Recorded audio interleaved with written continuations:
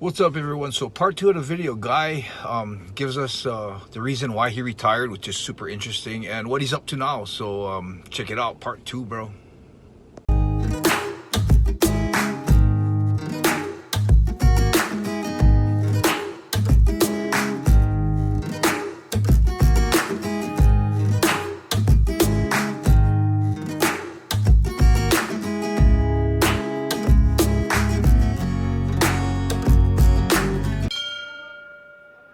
Why did you? What happened? What happened? You retired? I didn't even know you retired. Why did you retire? Oh man. Yeah. Well, believe it or not, dude, I had a stroke, and it was Really? because I was taking I had a medication.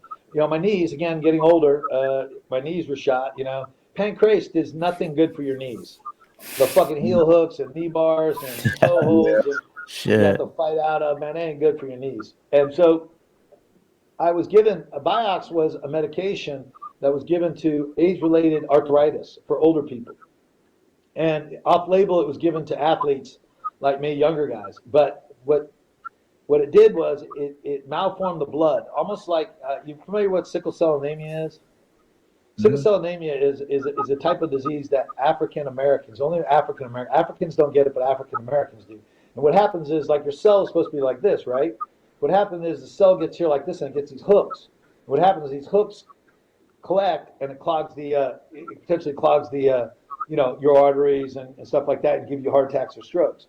And so sickle cell anemia, they've got it. You don't hear about it a lot anymore because it's pretty much non-existent now because of medication that they give African Americans. But basically, what Vioxx was doing the similar thing. Basically, it was turning the blood into being very sticky and spiky. So it would attach. And basically, what happened was I had a stroke. I was fortunate that it didn't cause me to have I didn't get paralysis, or in fact, I didn't know I had a stroke. Wow. Until I kind of, like, that day, I had a weird feeling, like this real kind of weird body sensation. So that's probably when I had the stroke, but it literally didn't stop me. I get up, go take a shower. But that day I didn't sleep very good. So I said, you know what, I'm just going to go get I'm going to get all my medicals done because I was fighting Tito. And so I went and got my medicals done. And of course, at 35, you have to do the brain scans. And they do a brain scan. I mean, they're like, holy shit, they tell you, we got to take you to the emergency room. I'm like, what? Whoa. Yeah, they took me to the emergency room, and I'm freaking the fuck out because I don't know what's going on. Actually, it's a funny story because I'm sitting there trying to figure out what the fuck's going on. They're running a battery of fucking tests on me now. They did heart scans, they did all this other stuff, and so I'm sitting there and I'm trying to get an answer from what's going on, right? And of course Ken is there, Shamrock, and he's like freaking out because he's like, what's going on? And so nurse, the angel of death, as I refer to her, the nurse comes in, this fucking bitch. She comes in and she puts my X-ray up there, and she goes, "You see that?" She goes, "That's an enlarged heart." And I go, "Yeah, of course it's an enlarged heart." And he goes, she's like, "Men with this condition," she goes, 50% of the men in this condition die within 5 years. Whoa. So needless to say, I'm like, and you got to understand, I'm just started medical school, right? So I'm sitting there going, and I'm like, this lady's a fucking idiot, right? And Ken freaks out. Ken goes outside. Now I know what he's doing. I'm like, Ken, no guy, he's gonna call my wife, right? Tell her that I'm gonna die, Fuck. And I'm like, fucking Ken, don't do this. I go, this stupid bitch. I call it right in front of her face. She's a stupid bitch. I don't know what the fuck she's talking about. He goes, I've been in an emergency room. I said, I don't care how long you've been. I sit there. I go. I'm a first year pre-med student, and I'm looking right there, and I go. Oh yeah. I said, is there any malforming in the heart? She goes, what do you mean? I go, well, a large heart's not the problem, because a large heart isn't. Every one of us that are a performance athlete have a larger heart than we normally have. Why? You're a performance athlete. It's a muscle. It grows. Where a large heart's the problem is for drug use and things, is that your left aorta grows bigger than the other ones, and it becomes weaker. That's what the problem of having a large heart, right? But Lance Armstrong's heart is like, your heart's about this big. Lance Armstrong's is about this big, okay? Because of the way he races, right? But he's not dying of heart attacks or strokes or anything like this. Anyway, so I'm sitting there going, I go, is my heart malformed? She goes, well, we can't tell with an X-ray. No shit. So you just told my friend, my trainer, that I'm gonna die within 5 years, and you can't fucking diagnose that from a fucking chest X-ray. I said, get the Oh, fuck out of here, literally. I said, I don't ever want to see you again. And like this, and so the doctor comes in, he's like, Mr. Mezger, we got a problem. I go, yeah, you got a fucking angel of death here telling me I'm gonna die within 5 years from a fucking chest X-ray. And he goes, she did what? I go, yeah, she's telling him like that because I have an enlarged heart. And he's like, God. yeah, well, you couldn't tell that from an X-ray. I go, no shit. I go, I'm a first-year med student, and I can tell her that. And she's been in the ER for 15 years as a nurse. I said, I don't ever want to see her again. And Would have been like anyway, Ken. I so would have freaked out. I would have not known Ted that. I freaked would out. have He been calls my wife, and before I can even stop the whole shit, my wife is literally on a fucking plane flying out to California because we lived in Texas and we were trained in California, and so I'm like, holy shit. So we go in there, we had the echogram, and they're like, nah, dude, your heart's fine, but like this, all this other stuff, right? So I go all the other tests. They do a CT scan, they do all this other stuff, and so the neurologist comes in and he goes, hey, because they made me spend the night. So my wife gets there. I'm like, and you guys, you gotta understand, so I do not know what's going on. All right, I'm freaking out, and so the next morning, I'm leaving. I said, I'm getting out of here, man. This is crazy. They can't tell me what's going on. They've done a battery test.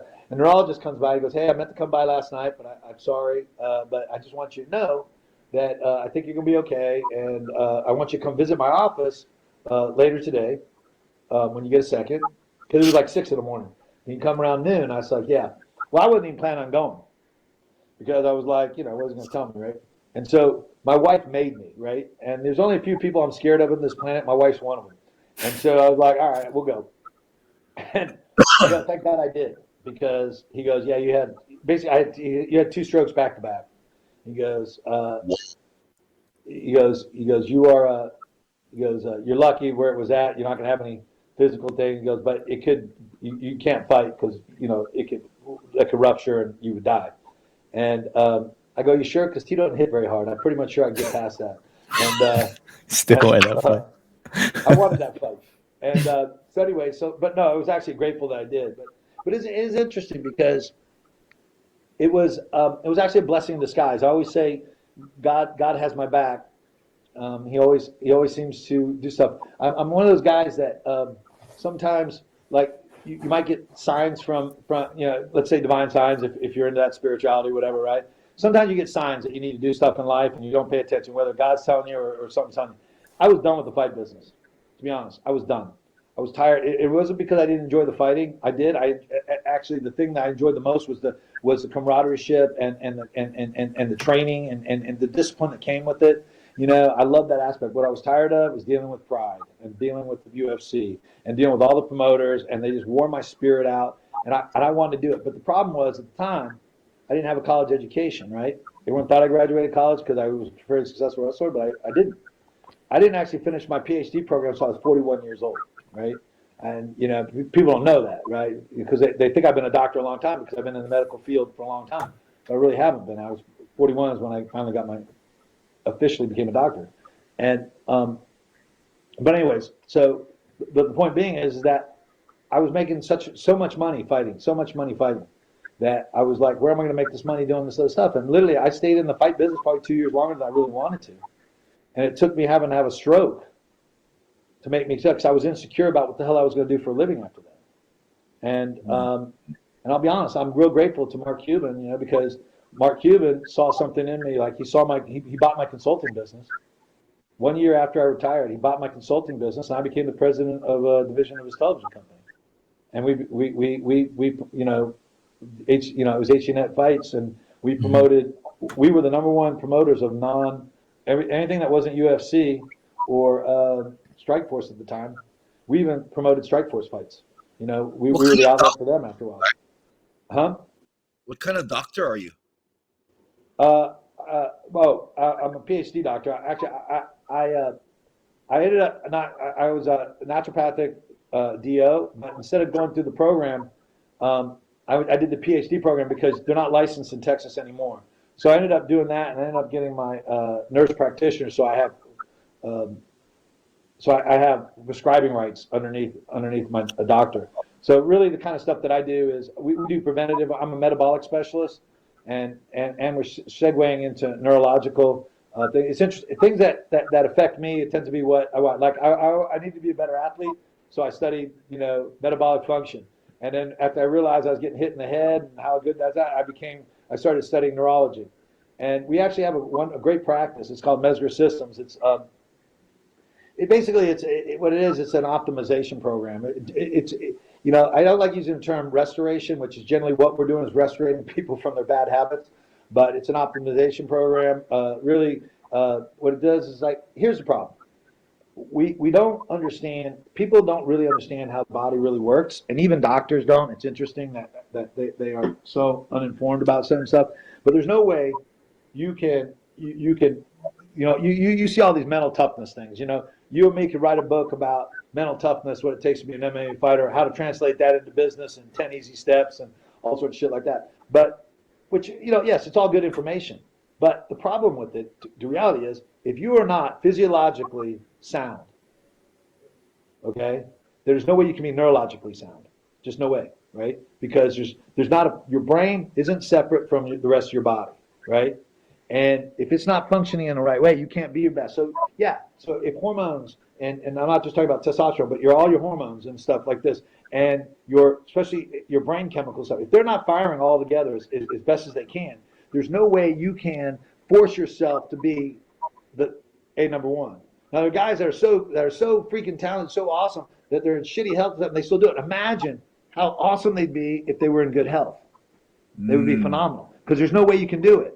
And so really what we work on is, we start off with the physiological part because that's the easiest one for people to grip, The neurological one's a little tougher because you tend to use you're dealing with some abstract things that, but physiologically it is very sound, water is wet and rock are hard type principles, right?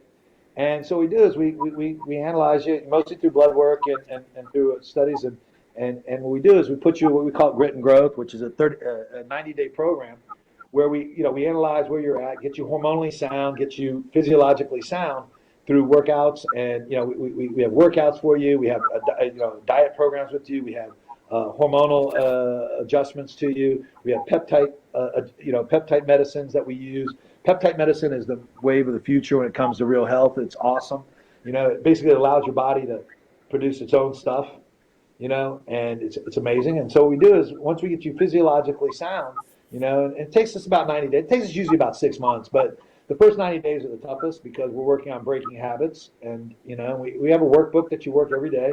It's study time, right? We have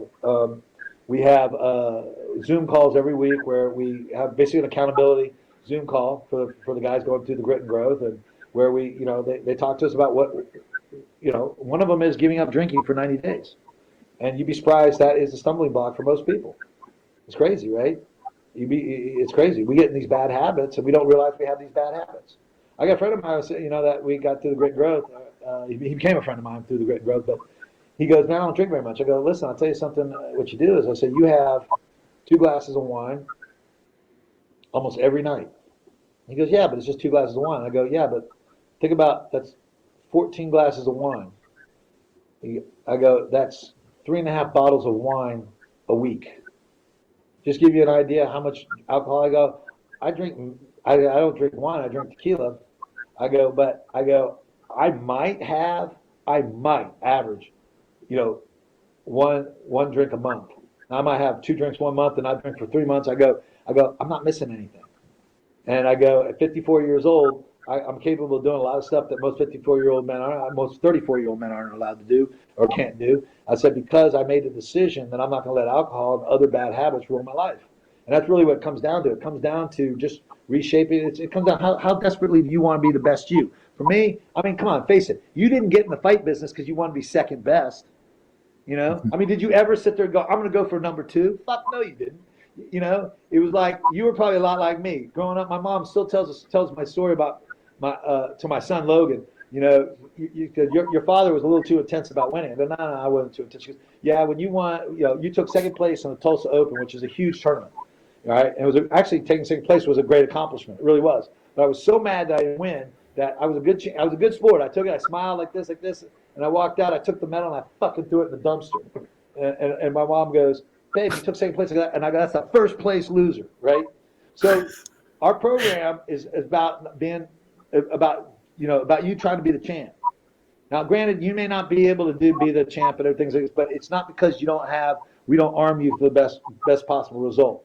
And like I said, even if you take second place, it is the Tulsa Nationals, which is one of the greatest tournaments ever. It was a great accomplishment, but I wasn't satisfied with taking second. And that's kind of the kind of moment that we're trying to do. We're trying to take a lot of the great factors from the human potential movement from the 70s and 80s, which had a lot of really good information. But again, the problem with their programs, they don't have water's wet and rock or hard type programs. I'm literally physiologically getting you sound so you can have a better life. And then the neurological part of it is very interesting. I'm a neophyte in it. I'm fortunate that I have an amazing medical director and partner who is one of the leading actually one of the leading plant-based neurologic intervention guys. And we do some amazing stuff. We're working with vets that have post-traumatic stress injuries, head injuries, getting them to turn themselves around. We're dealing with, fathers that are, that are in life that hit that 40-something-year-old. Is this all I got left in life to look forward to? Is getting fat and having my kids run over me and all this kind of stuff. Changing their attitudes and to seeing what a blessing that is and how they can create stuff. I mean, I'll be honest. I enjoy this more than the fight business. I love the fight business. I enjoy cool. being a healer a lot better than being a herder. That sounds super interesting, man. After we're done, send me a link to that so we can put up the link on that, man. That sounds super. It's Mezger Systems. MezgerSystems.com and that's a neurological, because the neurological one is that you kind of got to graduate before. We don't even really talk to people about it until after they kind of graduate into about a year's worth of the training, mainly because the physiological part is easy, even though it's difficult for some people. It wouldn't be difficult for you guys, right? But for some people, it's going to be like having them eat correctly. And again, when I talk about eating correctly, I'm not talking about not having good things and big joy. It's just like learning how to do fasting. People don't realize that intermediate fasting is so healthy for you. It's ridiculous. It is ridiculous. I mean, the amount of health benefits, the amount of health benefits you get from it is just off the charts, right? Here. Yes, and so the thing is like we teach people how to do it right, and we teach them, how to do it. And how to do the fasting. Like, okay, if you're in the weight loss, if we have a real inflammation issue, we got a real weight issue like this. Okay, you really need to do more of a 6 hour eating, 18-hour fasting, right? And it's not as hard as people think. The normal people are more like I'm doing the 8 hour. You recommend 6? Well, no. It depends on what you're doing. Now, I usually do 8 hours, but again, let's say okay, it's like when I'm training, okay, so I was going to do a photo shoot, you'll see some of the things, see some of the photos on the website. I went from, I wanted to put a little more size on, and so I did a 10-14 window. So, because of, you do have to create a nitrogen imbalance, right? You have to have that nitrogen imbalance in order to put on the muscle, right? And so for me, just because I'm so busy, it's hard for me to sit down and just plan my eating, right? So I have to have a little extra window to do that. So the fasting windows are 10 to 14. I usually recommend those to athletes, high performance athletes, right? Because they still get the benefits of 14 hours worth of fasting, which is phenomenal for you. But the average person, we want 16 to 8. And then people with some real health issues, we do, we want the 6 hour eating window. So if I want to start putting on more muscle and do more weight training, should I go to 10-14? Yeah, I would.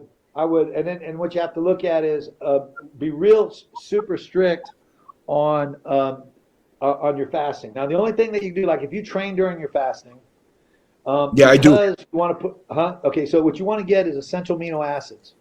Okay? Now, because even though and the reason being is that essential amino acids, make sure you get the ones that are just amino acids, no fillers, no sugar, no nothing, right? And what you want to do is you want to stay at 5 grams, okay? Not more than 5 grams. And because what we want to do is when you're in that fasting window, you want to suppress your insulin, okay? For several reasons. One is it it fires up insulin. When insulin's too high, it shuts down all your other hormones, especially your male steroids like testosterone, DHEA, and all that, right? So by suppressing that, you so you become more insulin sensitive, which is super important. Why? Because what feeds the muscle? What feeds the muscle cells? Insulin. Insulin pushes all that protein in there. So if you're blunting it because you're eating all the time like that, then it's harder for you to do it. You get less bang for your buck. So you get more bang for your buck for when you're eating when you do that, when you suppress your insulin. And it's just healthier for you. You think about most tumors, most cancer tumors, insulin is like throwing gasoline on it. All right. So there's tons of reasons why you want to do it. And so what you do is like, you go to 10 to 14, but what you want to do is if you train in your fasting hour, you take those just 5. Any more, and what happens is it turns into glucose in your liver. Because your liver stores glucose for your brain, and so it'll cause the insulin. So you want to stay 5 grams on that. And the reason that you want to do that is that you want to stay anabolic while you're training. Because what will happen is when you're not eating, is that your body will start go catabolic. So when you eat those, when you just take those things, then it won't spike your insulin. All right, especially because you do it, so what you'll do is you'll still stay in that same benefit of fasting, but you're staying anabolic versus catabolic. So taking aminos isn't going to break the fast. Won't break the benefits of the fast. Obviously, you're having something, so it's not technically a fast, but it's not gonna. You're gonna get all the benefits of the fast. You'll get all the benefits of the fast, all the health benefits of the fast, as long as you're not spiking your insulin. And again, stay below 5 grams and make sure it doesn't have any sweeteners or anything. Just the pills. Pills are the easiest ones to do. All right, because they don't usually put anything in there that would cause your insulin to spike. And then when your eating window, if you're going to put the muscle on, you want to eat. Well, it depends on how much calories. Because if you want to if you don't mind putting it on slower, is that you would like have a meal, like for lunch, wait 2 hours, have an amino acid, have more amino acids, but you want to do 10 grams of it. Wait 30 minutes, then eat again. Wait 2 hours, have the aminos. Wait 20 minutes, eat again. And the reason you want to do that is that you're feeding the muscle. It's like eating a steak without all the calories in the steak. So you can put on muscle. Oh, I see. You're still putting on muscle because you're feeding the muscle, but you still need enough caloric intake. You need enough caloric intake that you have to have. You have to have a surplus of deals, but you don't have to have quite as much. This is how you can gain it. This is how you can gain the muscle without putting on the fat. The problem is with a lot of muscle gain is fat comes with it, right? Because of all the excess calories. This is a way, and you got to see what works for you because everyone's a little bit different. So you got to be like, what's working for me? As your body goes anabolic, you're going to start seeing, you'll start putting on the muscle, you'll start putting on the weight. So notice where the weight's coming on. Is it coming around my stomach or is it coming around my biceps? You're basically eating like 6 meals a day, but 3 of those meals are aminos. Yes, and it does. Now, if you want to put on, but then they have to be pretty healthy caloric meals. Those 3 meals have to be pretty heavily caloric, so because you are not going to have any with the aminos, and so it is a slower way. It's how I use to gain weight. Now it's slower. Like if I have to gain weight, instead of thinking because I was bigger, it's easy for me to put on muscle because the muscles used to be there, right? So for me to put on, let's say 5 pounds of muscle, it usually takes me like 3 months. And if I want to put on, and I can do that with this slow grind. Right, because I'm not putting on any real new muscle. I'm just putting on old muscle that I used to have. Right, and that'll be with you too, because you already have the muscle. It's just we're not using it anymore, so it atrophies. It'll come back real quick, especially when you're feeding those muscles. And so what I would do is I would just be conscientious of you got to make sure that you're having for you, just guessing offhand. You're looking at a caloric intake is probably about 3,000 calories, and then I would probably surplus it 250 to 500 after that. And just be careful about what you're putting in. I mean, calories aren't. You want to put in. You want to put in good calories. You want to put in good fats and things like that. Versus, you can eat a candy bar too, but I'm starting to cut a lot of the meat too. I'm going to cut beef. Eating more chicken. You want to just make sure that you want to make sure that the protein source you're getting is going to be full range. The problem with not going without going away from animal proteins is that very few proteins have the entire 9 essential amino acids. Yeah, a lot like beans don't.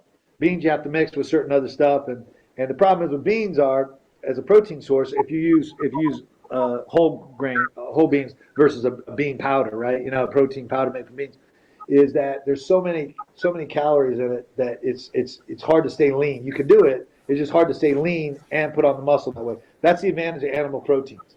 You know, Yeah, just yeah.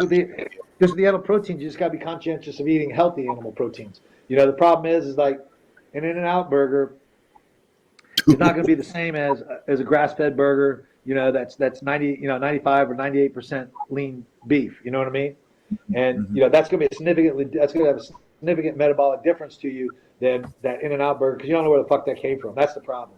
You don't know the bullshit they put in it. They don't know, you don't know the fillers they put in. I mean, seriously, that's the problem. But And even nice restaurants, you still got to be conscientious about where you're going because, again, it does. And so, yeah, it's not. I mean, look at go to mezgersystems.com and just you got my email and reach out. Like I said, it's not hard. You'll respond because of what you used to do and stuff like that. You know, and what I would probably do is get a blood test. Um, I can't do them in Japan, but you can probably figure out. I'll give you a list of blood tests you need to have done. okay, And oh, here's a. I hope you guys don't mind a little public service announcement I want to make for people. Sure. Um, I had a big scare with COVID, guys, and it wasn't because of COVID being the situation.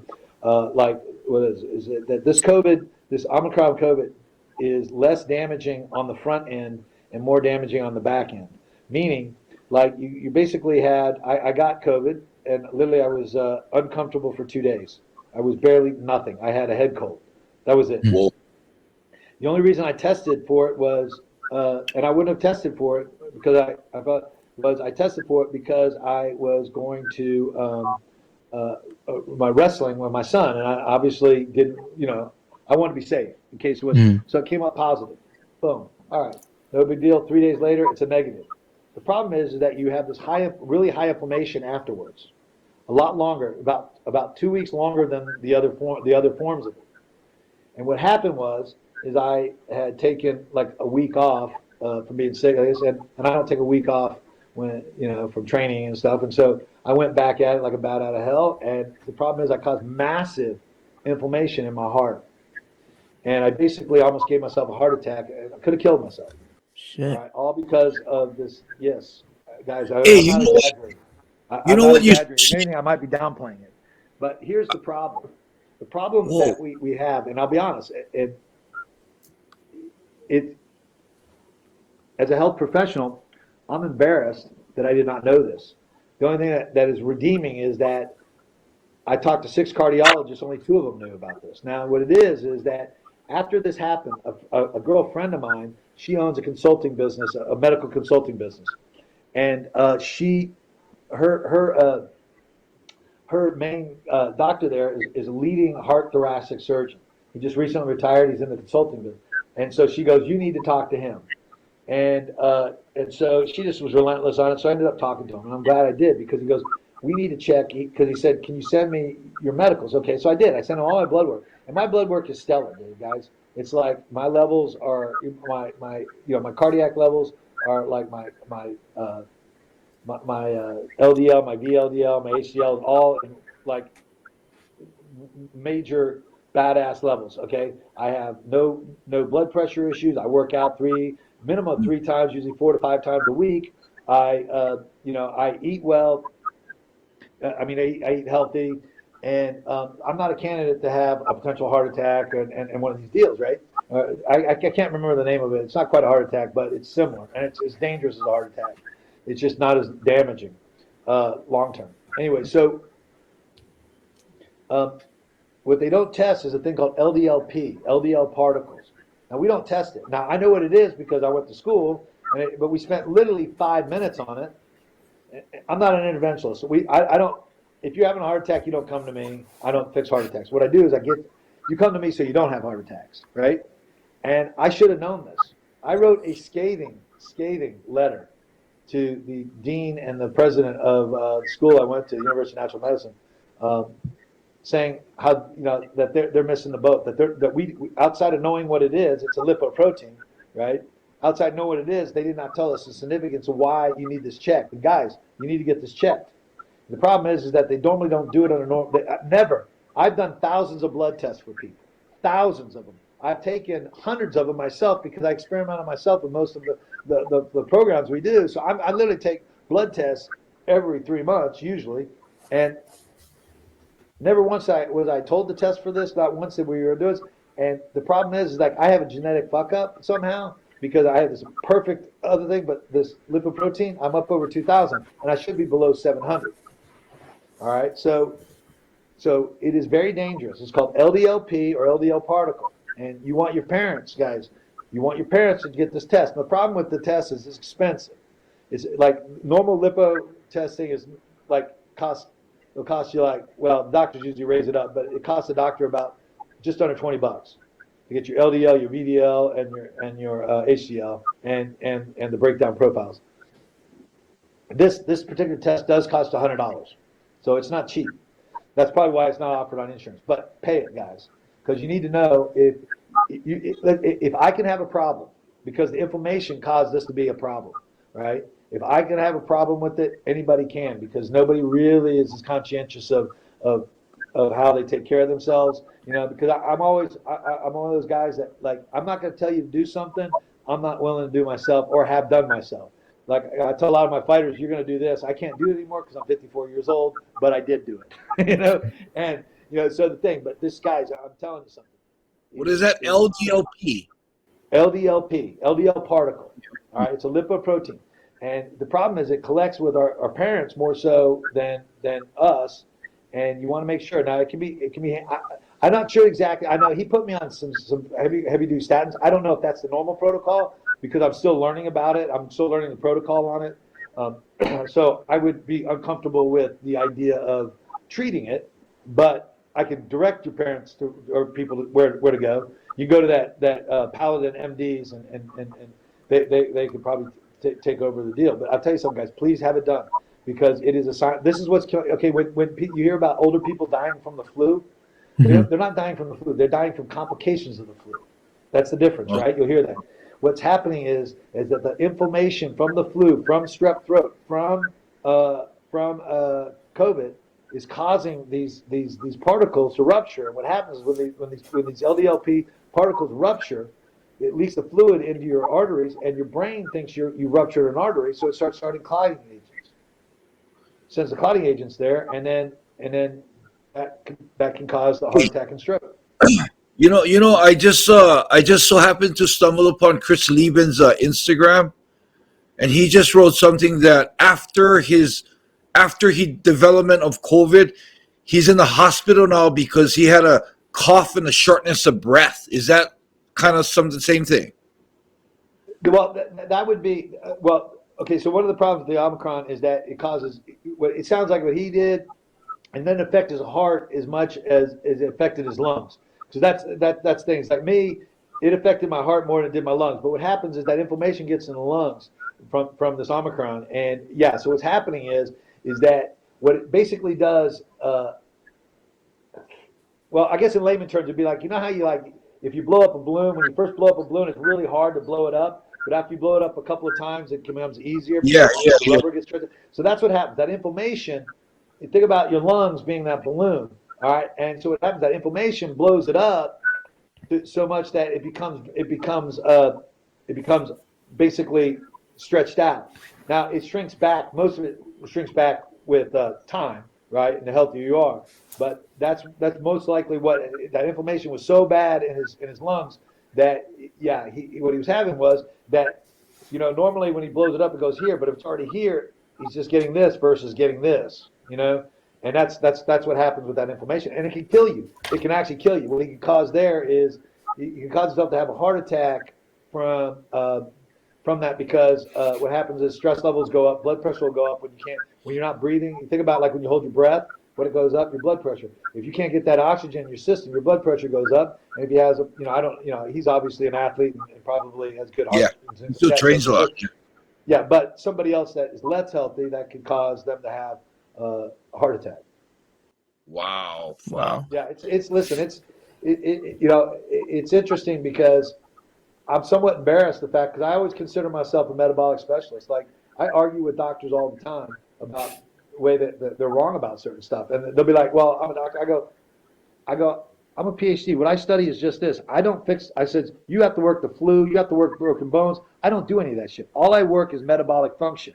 That's all I do. That's why I'm good at what I do because that old saying in the fight in the shooting business, aim small, miss small. I don't have a huge variety of stuff. You don't come to me.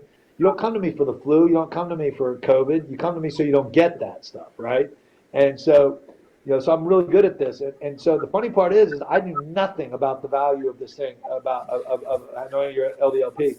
The only redeeming thing is that I questioned 6 cardiologists. Only 2 of the cardiologists acknowledged the importance of it.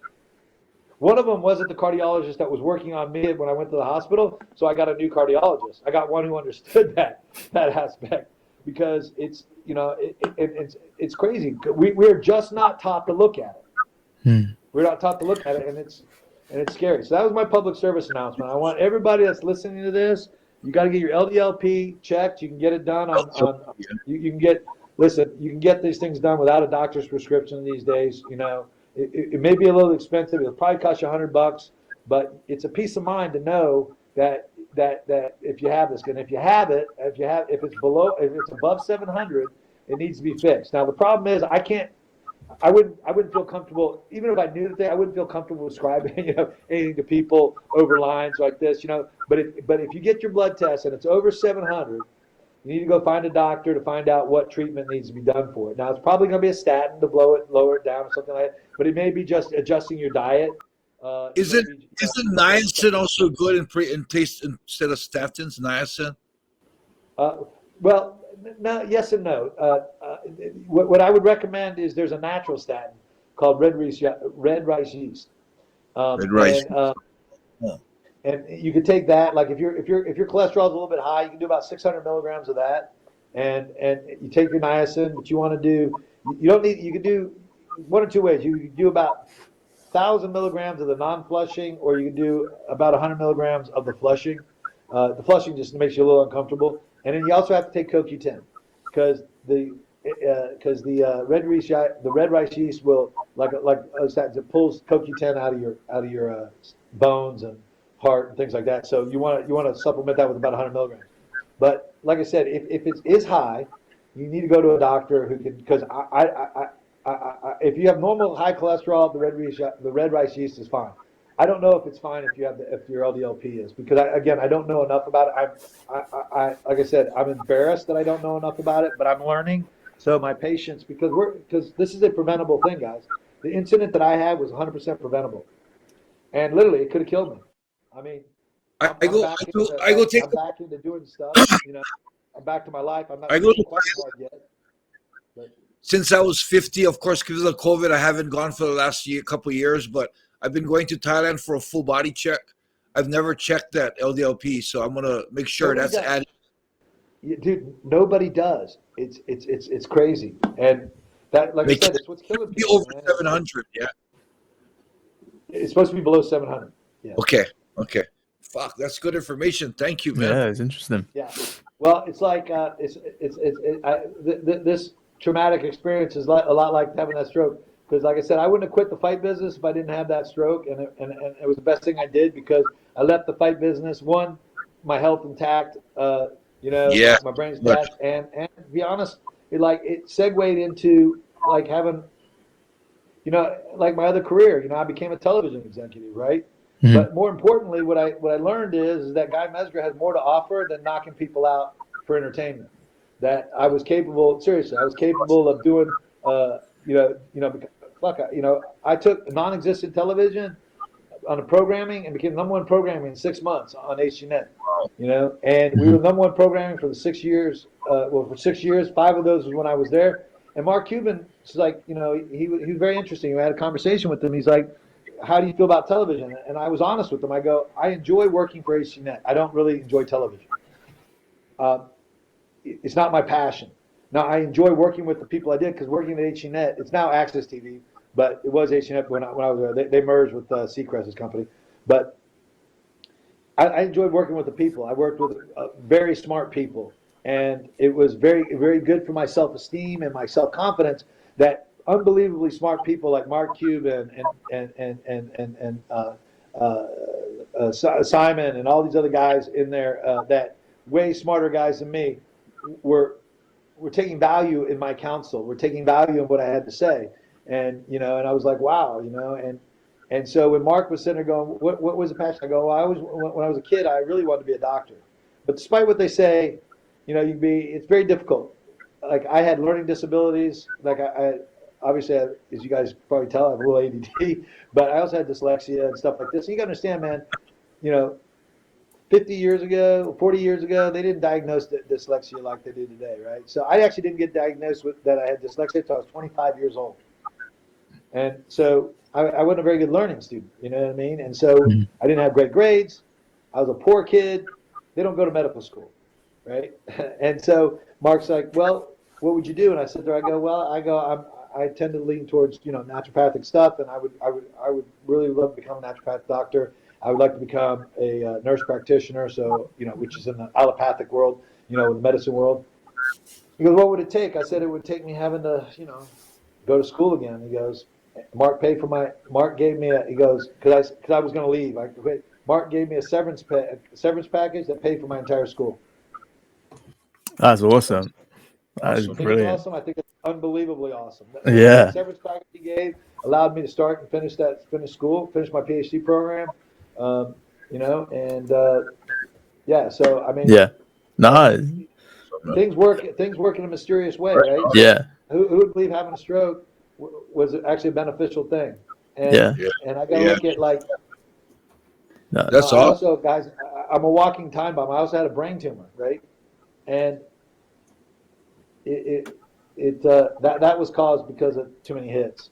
And Oh, and wow. I was fortunate that it's non-cancerous and they took care of it, but it did damage. It did damage to certain bounces, and so ended up going to a friend of mine goes, hey man, I was asked to invest in this neurology company that does neurological restorations.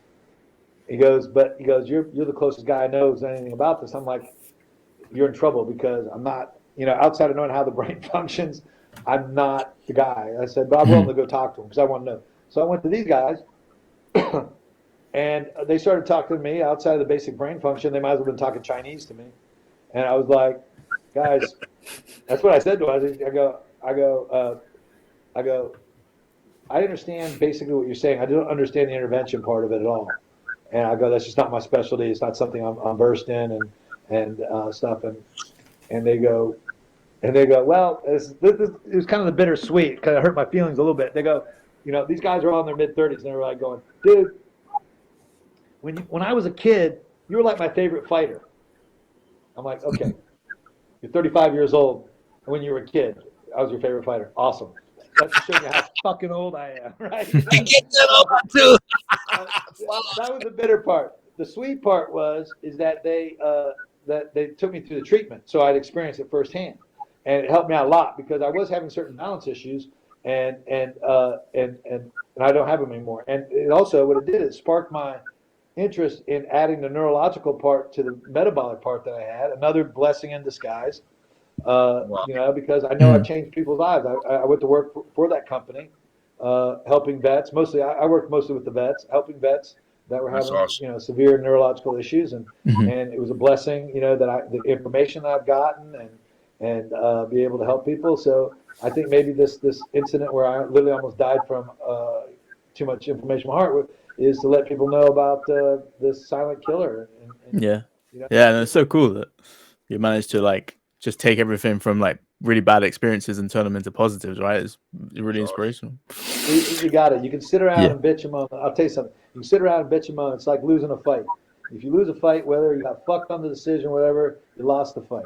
All right, deal with it. You can either sit there and go, I could have, or or it's do something about it.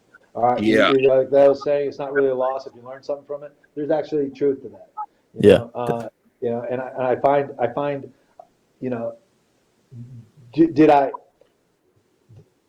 did I find value immediately? No, because I'm like, holy shit, I had a stroke. Yeah.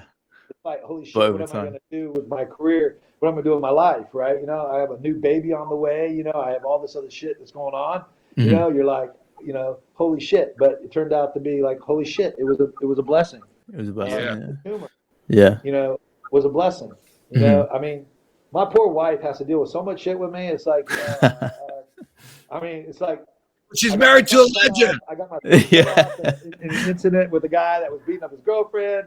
I was doing work with the human trafficking thing with the UN. We went to Chad, and I ended up getting shot, and it didn't pierce my armor, but it destroyed my shoulder.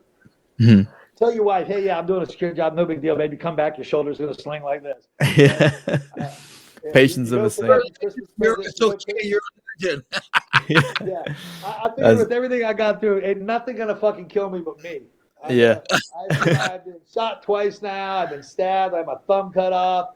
I've had Jesus. I've had a brain tumor. I've had a stroke. I've had a heart condition. You know, let's not even go on the orthopedic stuff. You know, Yeah. it's like I'm one of those guys. I don't even fill out how many surgeries you've had because the amount of orthopedic surgeries that I've had, there's not enough ink in your pen. You know what I Wow. mean? Well, I want to thank you so much, Guy, for sharing such great insight. To be fair, I mean, I think loads of our listeners will really appreciate it. Well, I hope so. So, Well, I enjoy it. Listen, I really did. Listen, as you know, I hold you with a tremendous amount of respect. I'll be honest. I think you and me are kind of like we're a lot alike because I don't think you know we're those guys that like most everybody has a tremendous amount of respect for, and you know, and they may be able to beat us, but nobody wants to fight us. You know what I mean? It's like, you know, nobody wanted that fight. yeah, And, you know, because it's not going to be an easy one for them. And I've always had a tremendous amount of respect for you. Same And here, I'll man. be honest, I was extremely honored. You know, I mean, I was tickled that you wanted me to be on your podcast and be part of it. And anytime you guys want me back, I would love to be part of it again. I really would. I enjoyed the conversation. I probably talked a little bit too much, but it's kind of a bad habit of that. we But, might cut it into 2 episodes. yeah. I talk enough, you probably get 3, so don't worry about it. Thank you for That's coming, awesome. bro. Thank you, man. Appreciate Yeah. it. Appreciate your All right. Thanks, guys. Thanks everybody for watching, and we'll talk to you guys again soon.